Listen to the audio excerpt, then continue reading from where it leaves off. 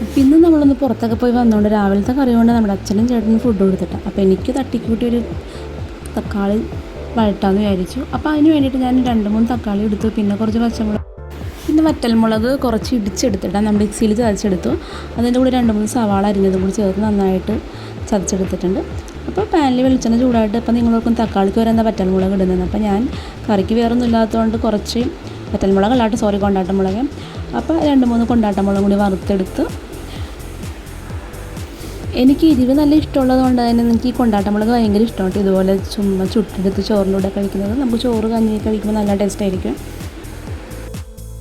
പിന്നെ നമ്മുടെ മുളക് കൊടുത്ത വെളിച്ചെണ്ണ കുറച്ചുണ്ടായിരുന്നു. അപ്പോൾ അതിൻ്റെ കൂടെ കുറച്ചും കൂടി വെളിച്ചെണ്ണ ഒഴിച്ചു കൊടുത്ത് അത് ചൂടായി കഴിഞ്ഞപ്പോഴത്തേക്ക് നമ്മളുടെ സവാള, വേപ്പിലയും പച്ചമുളക് ഇട്ട് കൊടുത്തിട്ട് അതിട്ട് നന്നായിട്ടൊന്ന് ചെറിയ ഇഷ്ടം ഇഞ്ചി ഇട്ടിട്ടുണ്ട് കേട്ടോ. ഞാൻ എല്ലാത്തിലും ഇഞ്ചി ചേർക്കൂടെ, അപ്പോൾ ഒരു പ്രത്യേക ടേസ്റ്റ് ഉണ്ടാകും.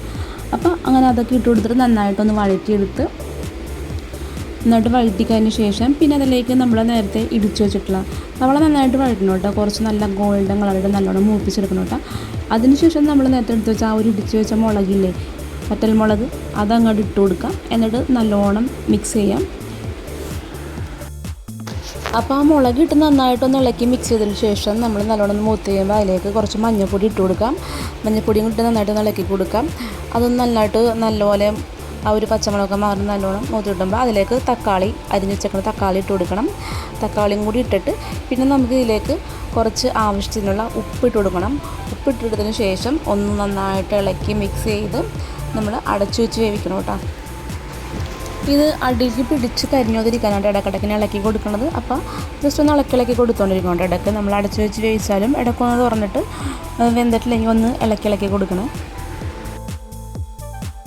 ഞാനപ്പോൾ നന്നായിട്ട് ഇളക്കി കൊടുത്തതിന് ശേഷം കുറച്ച് നേരം അടച്ചു വെക്കണേ. അപ്പോൾ നമ്മൾ തക്കാളിയൊക്കെ റെഡിയായി വന്നിട്ടുണ്ട്. തക്കാളി റെഡിയായി അങ്ങനെ ഒന്ന് ചോറെടുത്തു. പിന്നെ ചോറിൻ്റെ കറി നമ്മളെ തക്കാളി വഴറ്റിയതും കൊണ്ടാട്ടമുളക് പിന്നെ കുറച്ച് തൈര് എടുത്ത് വെച്ചിട്ടുണ്ട്. അപ്പോൾ നമുക്ക് ഫുഡ് കഴിക്കാം.